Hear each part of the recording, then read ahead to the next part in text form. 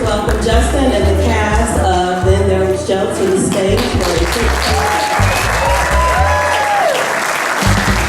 Cool, so I'll get started. I'm Justin. This is Charles Leisering, our cinematographer. Tyler Evans, our AC/everything. Janique Bontemps, our composer.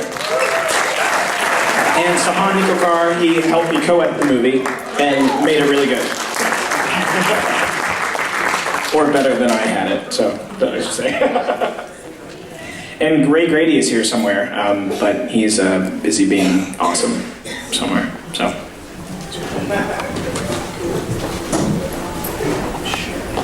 Okay, we'll go ahead and start without... Squeeze him in here. He's on his way. He's on his way. So my first question is for Justin. So what was it like taking your own story and putting it on the screen?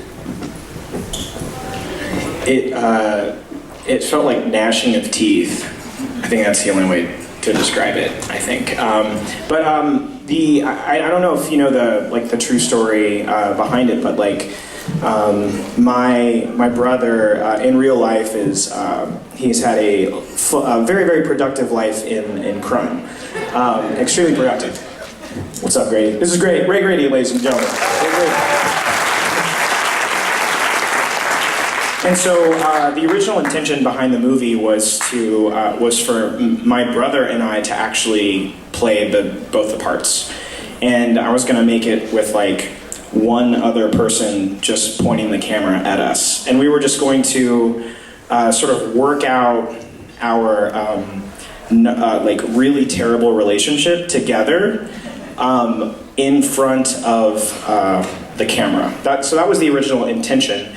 And so we were fully going in that direction, and then all of a sudden my brother actually it was amazing because while I was writing the script, my brother and I, who historically never speak, were actually talking, which was really beautiful. And so there was a beautiful back and forth. He was all on board to do it. And then literally the day I finished the script, I picked up the phone to call my brother, and his number was disconnected. And I called my mom, and I was like, "Mom, what's going on?" And basically found out that he was on the run from the police. And so he disappeared literally for the next 2 years, and I didn't hear from him, which was really kind of crazy. And so then we decided to go and hire an actor to cover my pain. But no. So basically then after that, the production, I can't just ask some actor to come, live in my house, I guess. So I guess the production became more than just a couple people, but that's where the impetus started, and kind of where we are now. And what was it like trying to cast your own brother? It was a fascinating experience because basically we started the casting process in Arkansas, where I'm from. We filmed the whole movie in Little Rock, Arkansas, which is where I live, where I used to live. Yeah, shout out to Arkansas, guys. Represent. But represent. Hog Nation, what? So I started the casting process there, and I had a really difficult time finding someone who reminded me of my brother. And so then we moved the casting process to LA, and we saw probably about 200 people total to find Joe. And Mr. Ray Grady here was literally the second person to walk into the casting room. And it was fascinating because the energy changed in the room, and everyone couldn't take their eyes off of Grady. And he just has a charisma that was, I don't even think we really auditioned. We just kind of talked for a while. I don't even know if you did the scene. Nah, I grabbed you on that. You had yeah, I got a real voice.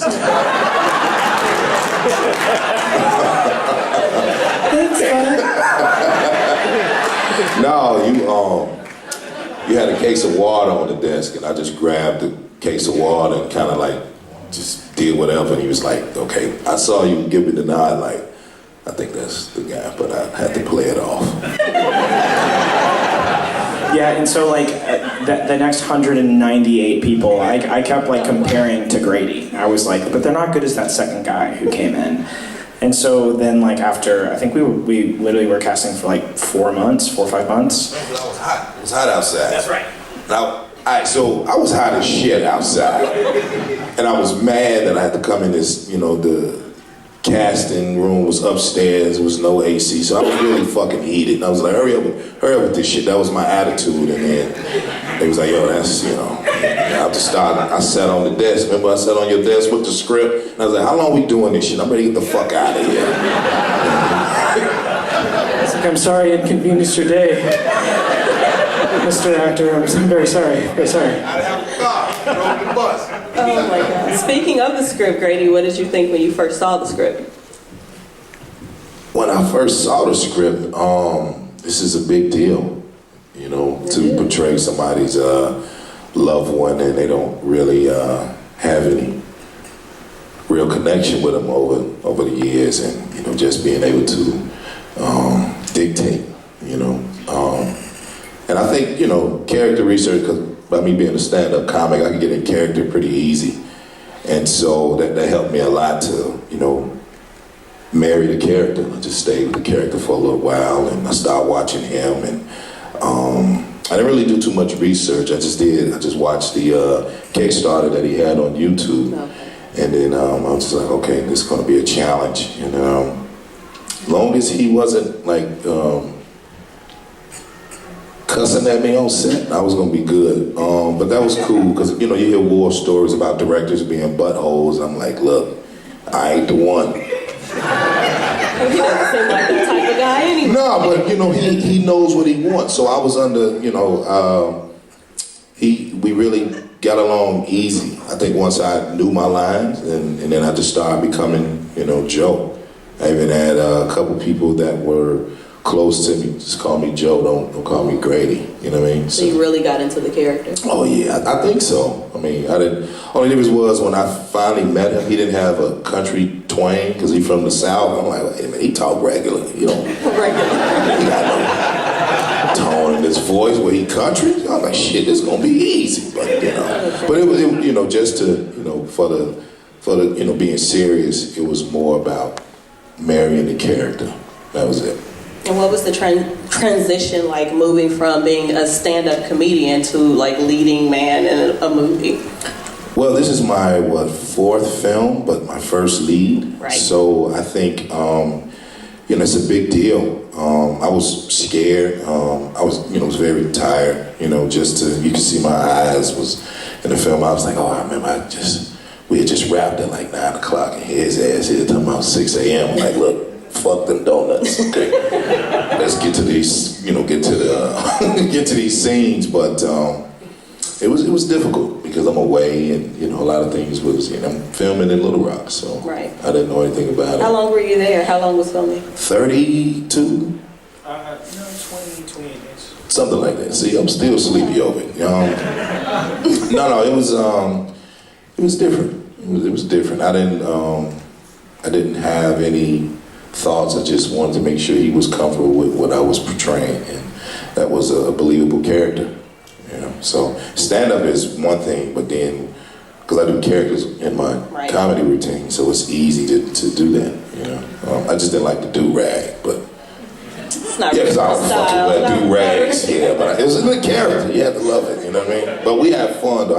I really had fun down in Little Rock. That's good. Good. So is there Charles and Tyler? These questions are for you all. So what was it like filming and living in Justin's home? I didn't realize that was his home. Yeah, well, his parents are here, Joyce and Butch, and they're the loveliest people in the world. They are. I met them. They are. They fed us every morning, every evening. We ate with them. It was honestly, that was maybe the most fun part of it, was living there, because we all became a family together and did everything together. Yeah, me and Charles were roommates for 28 days. I slept on the couch and he slept on the bed.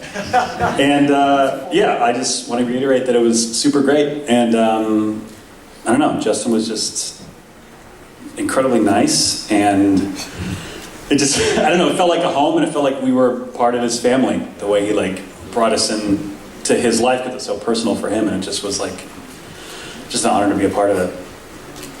I should have his family up here to ask how was it having all of these people in their home. They hated it. That's the only way that question can be answered. No, I'm just kidding. I think actually, surprisingly, my mom, when we were doing, when we were doing the party scene where like my mom's kitchen is destroyed, she came home one day and like we saw her car pull up. We were like, oh shit, Joyce is here. Oh no. And she walked in and she saw the mayhem that we had done, and she was like, she just calmly looked around and was like, there's no vomit. There should be vomit. And she just walked into her room. And that's why I was like, oh, my mom's kind of cool. I got a dope mom. That's pretty cool. How was it like filming? I added condoms. That's right. There are condoms in the movie because of my mother.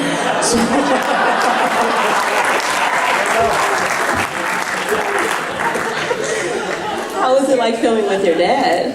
My dad, it was like the one time in my life I got to like tell my dad exactly what to do. I got to boss him around. I was like, stand here. No, go over there. No, come back. No, spin around. And it was cool. It was fun. But my dad was great. Like I feel like my parents always encouraged me. Like when I was like I started doing theater when I was like 3. And my parents always like used to play with me and encourage me to act and be big and boisterous and stuff like that. So it was fun to get to do that with my dad. It paid off. Yeah, I guess so. Thanks, Dad. So some of the camera work in the movie is pretty intricate. Can you talk about how you designed the shots in the film? Cool. That's a good question. That's kind of dope. Cool. Charles and I just kind of nerded out with the camera as much as possible, and it gets like infinitely more complicated when you start moving the camera when you only have 2 people operating the camera. Because like this movie's like indie as hell, like so indie, and so there were some days where it was just like 2 people with the camera. And so, like, I don't know. What was it like for you? I think your back is almost dead, right? Yeah. Well, we had it on a gimbal, and I had a back brace on that was holding it. So after about the first 4 days, I mean, man, I was shot. So we did go back and forth quite a bit, but honestly, the running, like there's a scene where Justin's running, and I was literally running down the street after him, holding the gimbal, holding a wand light in front of it, and Tyler's running next to me, looking over my shoulder at the monitor, pulling focus. Ridiculous. Somehow it worked. But I mean, like, when you have no money, you're kind of stuck with whatever works. So like if we're shooting in a car and we can't hide a light in the shot, then we've got to use the car light that's inside the car to light people. So I mean, pretty much anything that we could get our hands on that could do the job, that's what we did. But Justin had such a specific look that he wanted. I mean, like, really none of this is me. This is all Justin. He's very modest. Justin spent a lot of time studying blocking and really diving in, and he came with all these examples of things that he wanted to do and wanted to try. And we were just like, yeah, all right, let's do it. So I mean, I think the most fun was trying to figure out where we were going to hide the lights in some of the moving shots and how we were going to make that work. I don't know, what's your take on that? Yeah, I mean, I agree. Justin storyboarded the entire thing and loved like one-ers, like loved a lot of like going in and coming out, and that shot where it's in Grady's room and it's like all the paintings. We had like 30 minutes to do that. We were like, all right, let's do it. And we did it and that was, I think, maybe the first time we did this crazy, it's like a 360 shot, and it comes up and they both like sit on the couch, and it was like, we did it and we all like looked around like, did we just like nail that? Or what? Let's do one more for safety. And it was, I don't know, it was super fun. And like, I agree, I don't think there's any point where we were like, no, this isn't gonna work. Like, that never crossed our minds. We're like, well, we'll figure it out. Because that's like what you needed to do to make the movie. This question is really for all of you. How was it like shooting in Arkansas, especially it being your hometown? For Justin? It's fascinating shooting not in LA, because in LA the only thing you hear, like when you take out a camera, is the word no, basically, or move, or where's your permit? And in Arkansas, it's the exact opposite. Like you pull out a camera and people are like, oh, you got a camera? Do you make movies? And then people want to help you. It's really amazing. And so like, I highly recommend making movies. Like when your Indies all get out, I highly recommend leaving Los Angeles to make your movie and then come back here and finish it. But no diss on LA. I love you, LA. What's up? I mean, Little Rock was amazing. The people there were very helpful. I think probably one of the biggest benefits of that was we were able to get access to things for free that we never would have gotten here. You know, for example, the jail. I don't think anyone had ever shot in the Little Rock jail before. And, you know, personal connections with Joyce and her work were able to help us get certain things. The law library, things like that we were able to shoot in. Even having police cars, you know, and those are actual police officers in the Little Rock police force that are in the movie. They had real guns. Okay, the jewelry store, I think it was like the day before, like, well, we gotta find a jewelry store. And we were like Googling or like Yelping, like, where's the nearest jewelry store? I hope they let us in. And they were like, oh yeah, we're closed Sundays. We'll be open from like 9 to 12 for you, you know, hope that's okay. We're like, that's fantastic, thank you so much. It was crazy. No, we're in post, we don't go anywhere.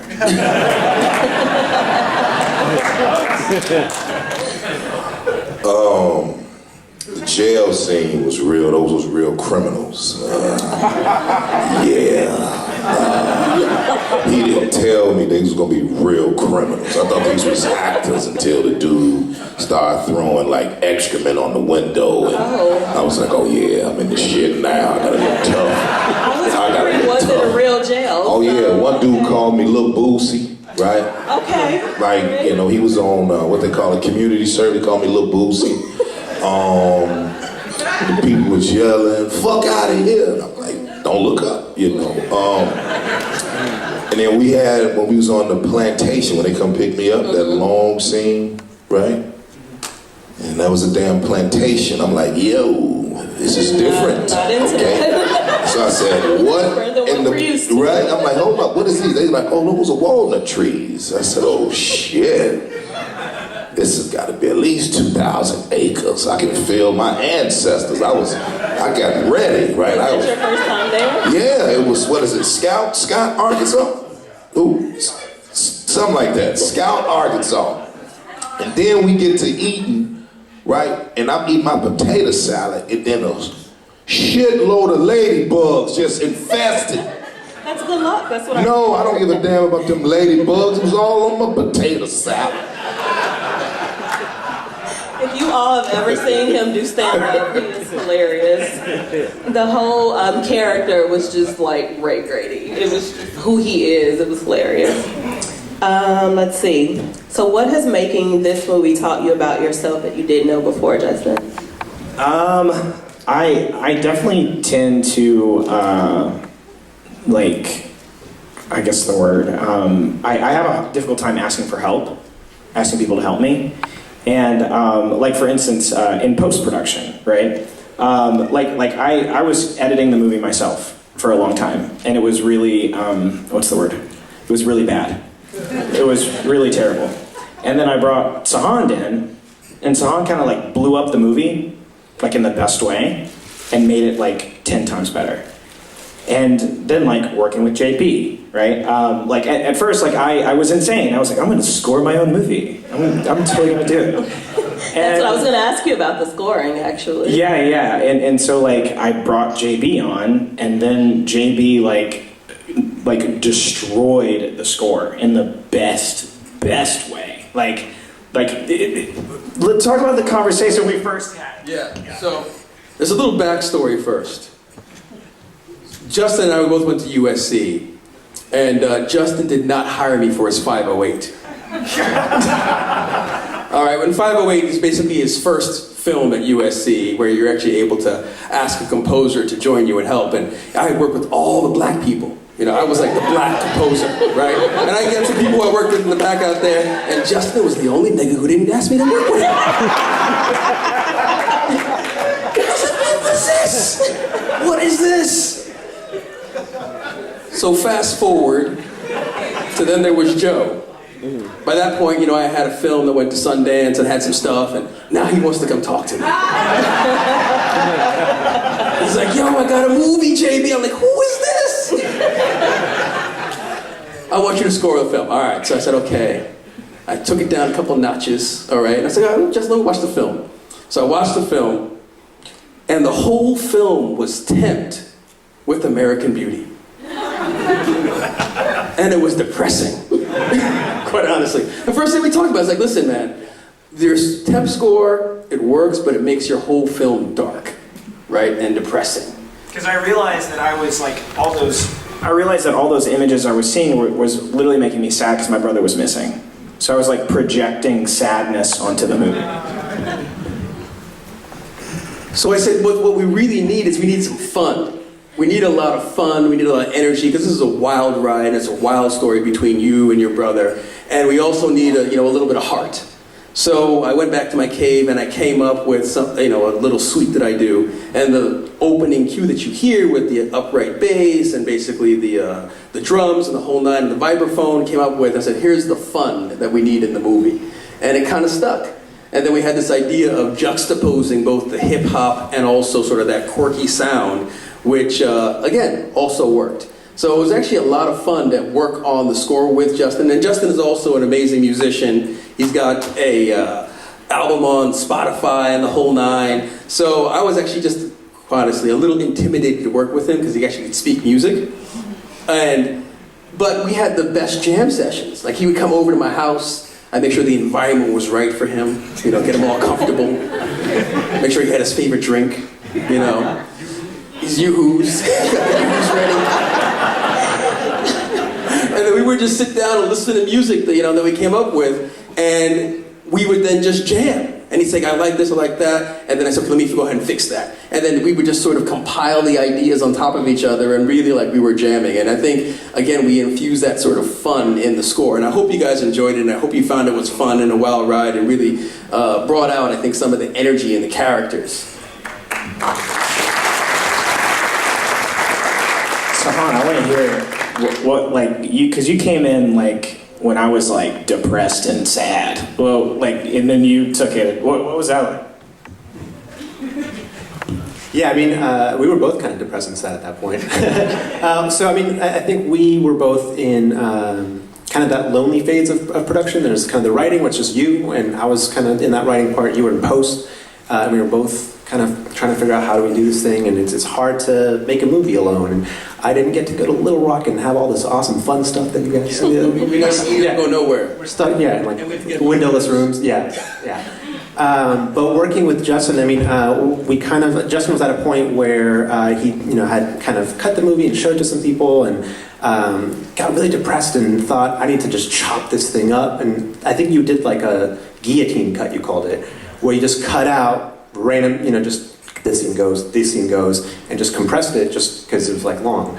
And then we sat together and we just kind of treated it like a puzzle. We thought, all right, well, what if we just start moving stuff around? What if this scene goes over here? And then what if we trim this down and then maybe reference this thing? And I remember we had one moment, that couch scene where it's that oneer and they sit on the couch. We were just kind of like, there's something missing here, and we feel like we're in the emotion with the brother, but his mind is somewhere else. We need to go there. And then Justin's like, well, what if we do cut to that thing? And so it's just kind of this back and forth thing. And then we cut to the Kate character, and that flashback scene just really popped. And that's one of my favorite moments in the film right now. So that was awesome. I mean, it was just a really great collaborative process. So that loneliness that we were both feeling suddenly became this awesome collaborative thing where we're pushing each other to just make it better. So it was a blast working with you, man. It was good times. So before I open it up to audience questions, I have one last question, and it's for Grady. I saw a video online where you met the real Joe. How was that experience? He was cool. He was real cool. He was eating fish. It looked like you all hit it off. Yeah, and we both had on sweaters. I saw that. Right? And I was your like, sweater. yeah, right. So I was like, oh yeah, he's solid. You know what I mean? He was cool. Sweater did it. Yeah, he was cool. He was you could tell he was rough around the edges. Yeah. But you could tell he walked different. He walked different lives around whenever, you know, he's like a chameleon, you know, that's what I get from him. Oh yeah,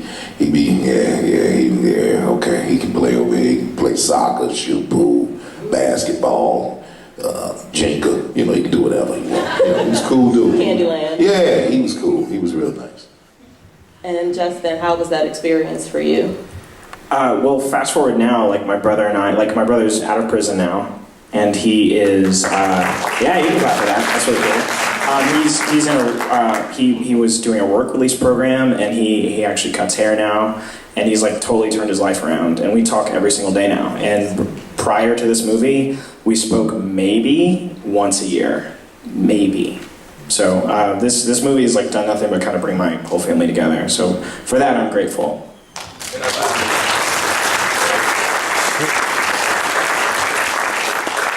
So we would like to open it up for questions from the audience. We don't have a mic to pass around, so just be really, really loud. Don't drop it.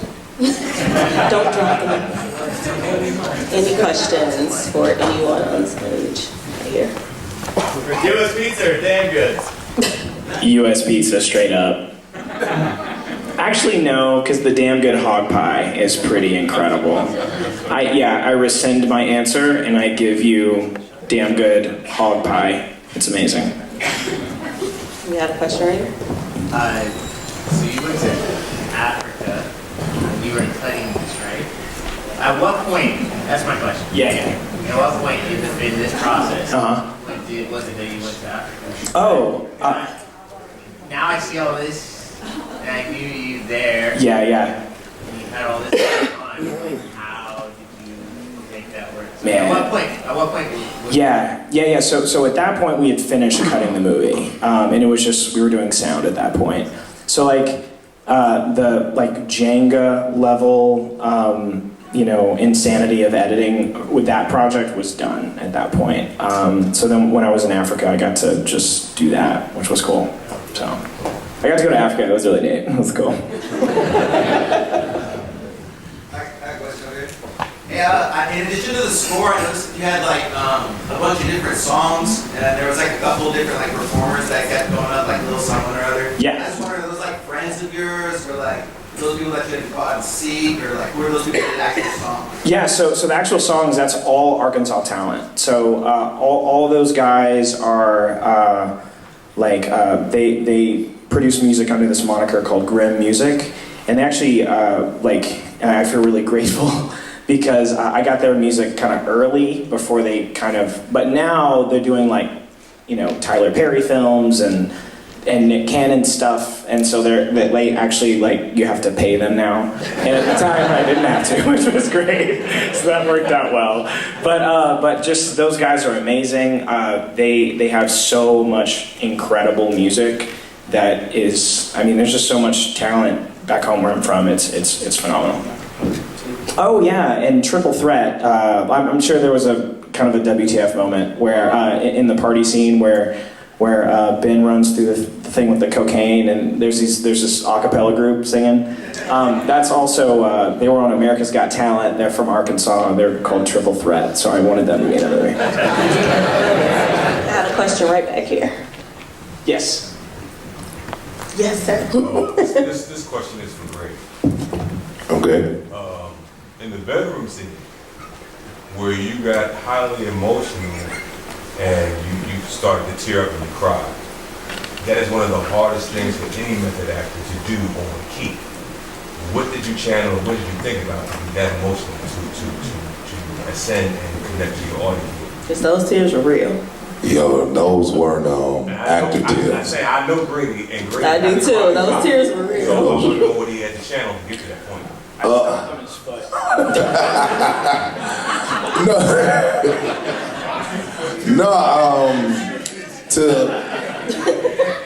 Well, first of all, it was I had just moved my son from Chicago, and I had to be away from him. He was 15 at the time, and he had to go to work. So I think even when I start thinking about is he gonna be cool? Is he just get here? He get here, and then next thing you know, Daddy is on a flight to Little Rock for damn near a month. And so I think once I start thinking about him, and I was just like, okay, I gotta make this.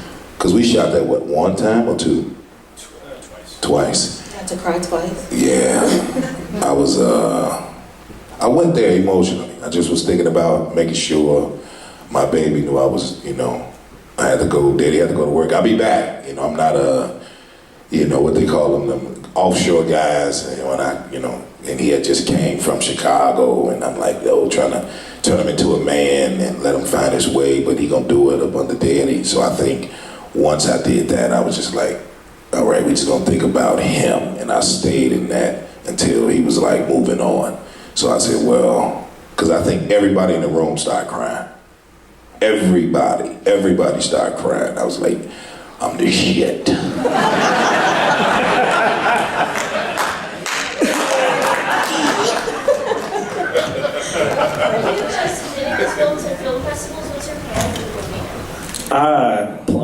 Plan. That's an awesome word that I don't know the definition of. It's really odd. I've been kind of. Excuse me, can you repeat the question? Oh yes, Mother. Thank you. I'm happy to. What's our plan for the movie? Are we submitting to festivals?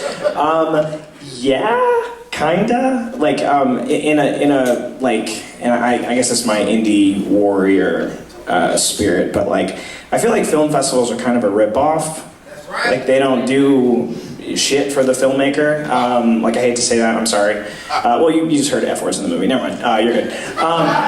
But like you just give your money to a festival, you still have to do all the energy and the effort to get people out to the festival, and then the festival keeps all the money, and then that makes no sense to me. And there's only a few film festivals that really can, I think, change your career, and we got into none of those. So I've just been moving forward as if I'm distributing the movie, and so far it's been a lot of fun, and like the response to it's been seemingly not terrible. So I'm just gonna keep going as if I'm the movie distributor, because I actually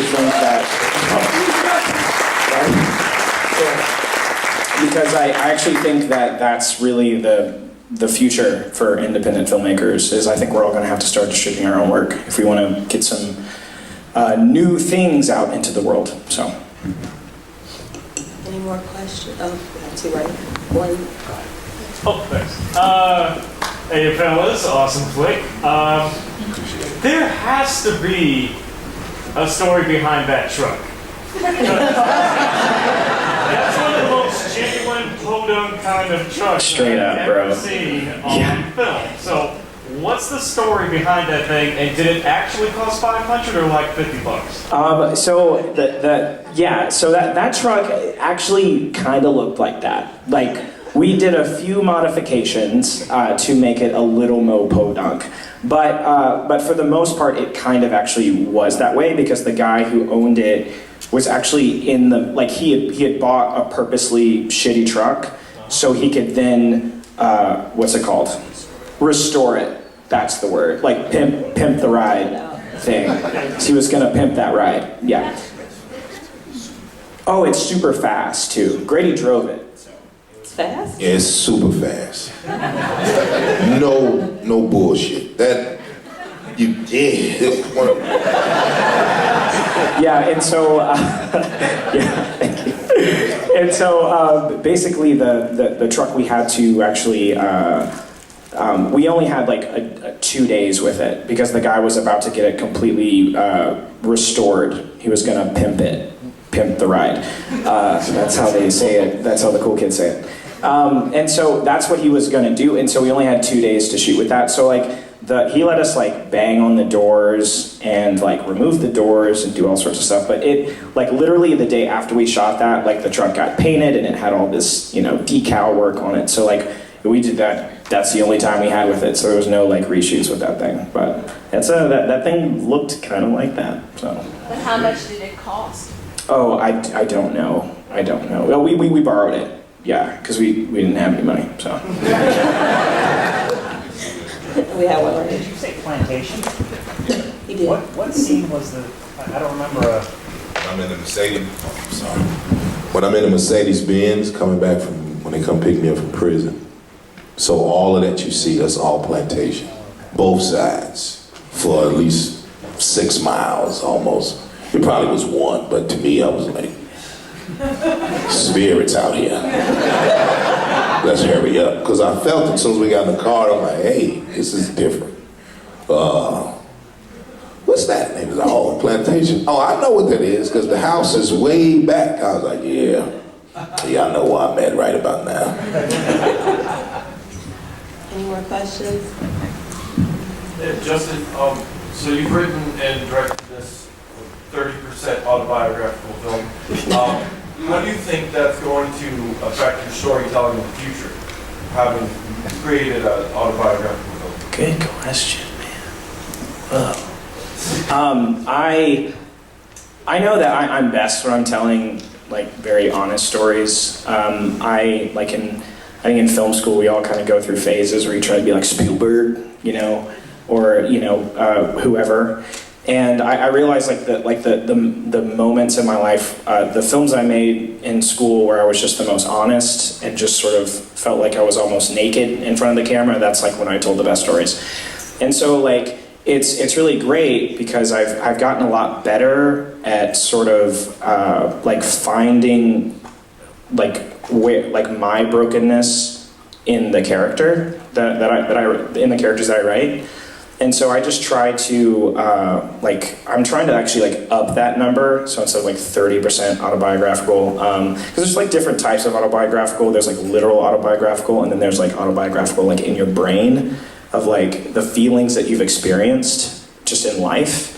And so like I'm trying to do a better job as a writer of just taking my own pain and just putting it into the characters that I write. So they may not actually be autobiographical in the sense of like all my films moving forward probably won't be this autobiographical, but I'm constantly trying to strive at least for that honesty and that sort of embracing of all of my failures as a person and my brokenness as a person. And I think that like when you do embrace that, like I feel like there's like your stories take on like an energy, and so I'm trying to get better at doing that in other scripts that I write.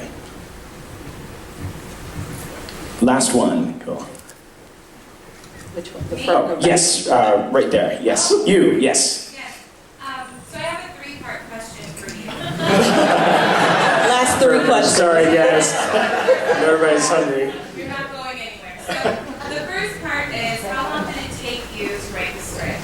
The second part is, how many drafts did you go through? And then the third part is, how long did the entire process take from start to finish? Ooh, girl. Man. Okay. So the script. So the first question is, how long did the script take to write? I wrote this script over the course of like maybe 3 months. I really, in hindsight, because this is a script I wrote 3 years ago, I've grown a lot as a writer since then. I really wish I had spent longer on the script, because I was just like in, let's get this shit done mode, you know what I mean? I just really wanted to make a film desperately. And so like, I felt like, okay, and then the second question was, how long? How many drafts? Okay, so I did about 3 drafts of the script, which I would never do now. I would do way more now. And then, the interesting part is like, I think as when you really just kind of want to get something made, it's really, really easy to think that you're gonna save time by moving faster, but then you end up moving slower later, because there's just so many problems that kind of like flow downstream. And so like, the lack of rewriting I did at the top made for a much longer editing process later. So from the moment of like, hey, I want to make a movie, to now has been almost 3 years. And it's fascinating because like, I feel like feature filmmaking is, it's an entirely different animal of something I didn't expect, and it was way harder than I ever expected it to be, like exponentially harder, not like proportionally harder than making a short. like making a 10-minute short 10 times. It's not proportionally harder, it's exponentially harder. And so yeah, top to bottom, 3 years. And like, it was crazy because like at one point, all of our financing fell out. So like, then it's like, what do I do now? How do I finish this movie?